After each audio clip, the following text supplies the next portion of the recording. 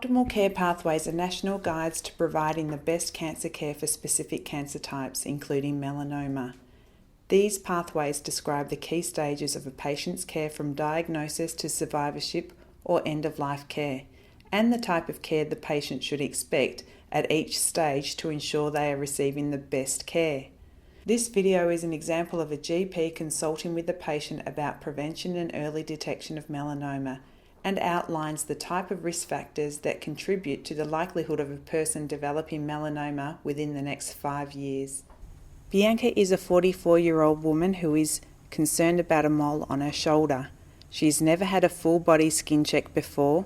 She has no prior history of any skin cancers, nor any family history of melanoma. However, she grew up spending a lot of time at the beach as a child. Thanks for coming back to see me, Bianca. How's that shoulder going? Yeah, I've been to the physio a couple of times now and I'm in a lot less pain and I've got better movement. That's really good to hear. We'll keep an eye on how that's progressing and I'll get a report back from your physiotherapist once your sessions are completed. I've called you back again because at the end of our last appointment, you mentioned a spot on your shoulder that you were concerned about and wanted me to check. Fortunately, it was just a seborrheic keratosis, or what I commonly call a barnacle. And they often worry people, but they're really harmless. But I did notice you have a lot of moles on your back, and you were concerned about not being able to see them easily, and you seemed worried about any of them being skin cancer. So I thought this would be a great opportunity to get you in, assess your risk for skin cancer, and also do a full body check. Yeah, I've been wondering about having my skin checked. I know some of my friends have had it, and I grew up down the beach and spending lots of time in the sun. I've gone to a solarium a couple of times too, so I feel a bit guilty. A lot of people of our generation have had significant sun exposure, sunburns, and visited solariums. It doesn't mean you'll necessarily get skin cancer, it just affects your risk. And it's never too late to improve sun protection at any age or to learn what type of things to look out for on your skin to detect skin cancer early. Okay, I'm a bit nervous, but I'm looking forward to getting my skin checked. Most people feel quite nervous before their first skin check. It's really normal. What we'll do first though is talk about risk factors. Now, some risk factors you can't help, like your gender, age, the skin type you're born with. Some have been a result of your sun behaviours up until now, like the number of sunburns, use of solariums, and your hobbies. But others we'll discover today during your skin check, like the number and types of moles that you have. At the end of all this, we'll put all these risk factors into a calculator through the Alfred Hospital, and we can get an idea of whether or not you need to be having regular surveillance for skin cancer. Does that sound okay? Yeah, okay. So who is at high risk? Melanoma is more prevalent in older adults than younger people, but melanoma can occur in young people too. Although it is rarer, melanoma is one of the most common cancers and the leading cause of cancer death for young Australians. In young Australians 15 to 39 years old, 20% of all cancer cases are melanoma. It also causes more deaths in this age group than any other single cancer. Having a past history of melanoma puts a person at higher risk of growing a second or a third melanoma. Having 5 atypical nevi or dysplastic nevi is a strong risk factor. This is separate or independent to common nevi, where having 10 or more on an arm puts you at elevated risk. Having a history of non-melanoma skin cancers such as basal cell carcinoma or squamous cell carcinoma is also a risk factor. Having red hair with skin that has moderate to many freckles also has an elevated risk. Having a family member who has had a melanoma increases risk. Other risk factors to consider when assessing risk includes skin type. Fair or pale skin has a higher risk than darker skin. A history of sunburn.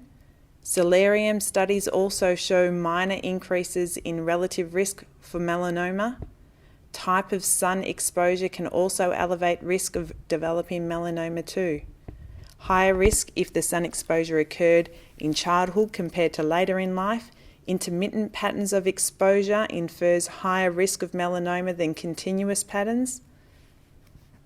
I would like to acknowledge that this slide summarising risk factors was provided by Associate Professor Victoria Ma of the Victorian Melanoma Service. Researchers at the Victorian Melanoma Service at the Alfred developed a melanoma risk assessment tool for the Australian context.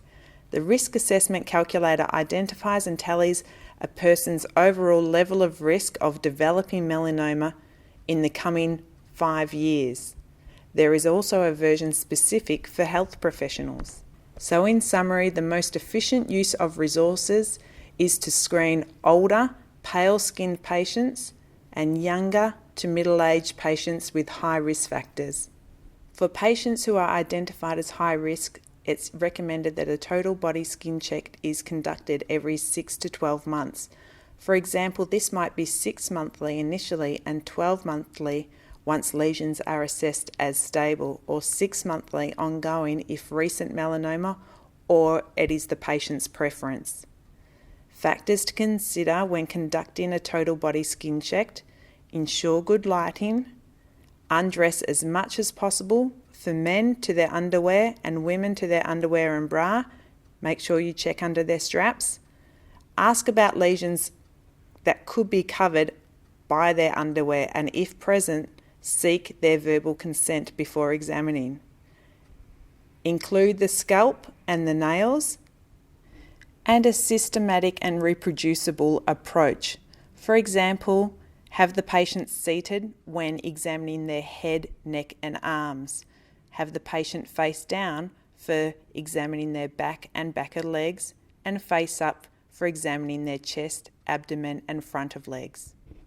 Use of dermoscopy performed by a trained doctor is recommended for screening, as the naked eye examination has a relatively low sensitivity for picking up melanoma. Dermoscopy has been shown to reduce unnecessary excisions. Photography, including microscopy, is ideal. It can be very useful for documentation and comparison, and also patient reassurance. This allows for sequential dermoscopic imaging of low-risk lesions to minimise unnecessary excisions, including atypical nevi. We know from research that there is a direct relationship between melanoma thickness at diagnosis and the probability of survival. This suggests that early detection by regular review may decrease mortality. Studies have shown that the average thickness of melanoma detected at regular surveillance is thinner than that when opportunistically detected. Therefore, it is important for clinicians to be aware of high-risk groups in the population, and that patients in such groups are also aware of their status and establish a regular surveillance program. So Bianca, your overall risk of developing melanoma has come back as moderate to high. I'd like to recommend a surveillance process to keep an eye on your moles and your skin. Does that sound okay? I guess so. It's a bit scary that I'm high, but I'm definitely keen to make sure that none of my spots turn into melanomas or skin cancers. Many people feel nervous that they're identified as high risk, but it's such a good thing to know because it means we're in the best position to detect melanoma early if it did develop. I'm going to give you a link to an online video that's going to show you step by step how to perform a self-body check at home. I'd like you to aim to do this self-skin check about every 3 months. I remember to do mine on the first day of each new season, but you could also set a recurring reminder in your calendar or on your phone. If you do notice anything that's new, changing or different to the other spots, come in straight away. I'll also give you this spot sheet from SunSmart, which helps you identify the types of things that you're looking for. Okay, so how often do I need to come in and see you?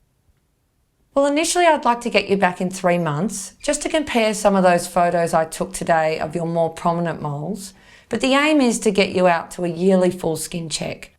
I'll set reminders for these appointments to make it easier for you. Okay, that sounds good. Is there anything else I should be doing? Yes, before you go, I want to talk to you about some protection measures for you and your family, and there's some really great resources that I can provide you to help with this as well. Educate high-risk patients about self-skin examination. Encourage patients to conduct 3 monthly self-examinations. Patients should conduct these in a room with good lighting, a full-length mirror, and be wearing minimal clothing. There is also a SunSmart Spot the Difference resource that can be used to educate patients about what potentially harmful moles might look like. The SunSmart website has a very effective video to help educate people on how to conduct self-examinations. An effective and simple message for patients when conducting self-examinations is, any spot that is changing or anything that you think is a pimple, sore or graze that won't heal, get it checked out by a doctor. Sun protection advice is also important for patients and their families. Sun protection is recommended when the UV index is 3 or above, and in Melbourne, this is 9 months of the year. There's a free SunSmart app that shows the daily UV index and what hours you should be protecting your skin. Finally, encourage patients to slip, slop, slap sunglasses and seek shade. When applying sunscreen, use an SPF 30 plus or higher that is broad spectrum and water resistant sunscreen.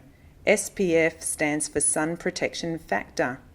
A good guide for applying sunscreen is 1 teaspoon of sunscreen for each area exposed. That is, 1 for the face and neck, 1 for each arm and leg, 1 for the front of the torso and 1 for the back.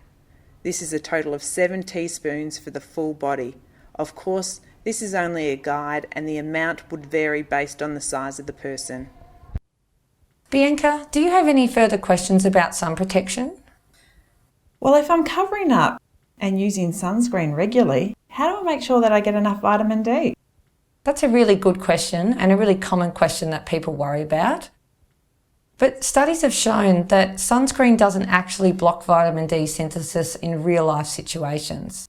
And to put things in perspective, adequate vitamin D can be achieved in about 8 minutes of sun exposure in the mid-morning or mid-afternoon in summer, compared to needing approximately 40 minutes in the middle of winter here in Melbourne. SunSmart have a great summary of this too, and I'll show you how to find that. And on that handout I gave you, they also have a really good app that you can download on your phone, and it gets you thinking more about UV than sun or temperature. And it lets you know each day when you need to protect your skin from the sun. That's really useful. I'm going to download that when I get home. Do you have any more questions about what we've talked about today? No, I'll go and make that 3-month appointment. Thanks so much for today. No problems. I'll see you at your next appointment. As a GP, there are several ways to identify high-risk patients in your practice. Opportunistically, you may have patients ask for spot checks. Get them in for a total body skin check for a baseline analysis and risk assessment. Alternatively, you may have the opportunity to identify during other consultations, such as recording a new patient's medical history, where you identify their risk factors, or during other physical examinations where you might notice a suspect lesion or high-risk skin type, such as multiple nevi. Strategies to proactively recruit for screening include waiting room information with posters or flyers, patients having care plans developed by a nurse. Nurses are in a great position to screen for risk factors and refer to a doctor if required. There are opportunities to identify potentially high-risk patients via the database. This could be followed up with emails or mail-outs inviting patients to come in to have a total body skin check. Remember, a past history of skin cancer is one of the strongest risk factors. Anybody with a recent diagnosis of any type of skin cancer should be screened for melanoma. Finally, we acknowledge there are varying levels of skills and expertise by GPs in dermoscopy and detecting skin cancers. When in doubt, always refer to another GP in the practice with dermoscopy experience, a reputable GP in a well-credentialed skin cancer clinic, or a dermatologist.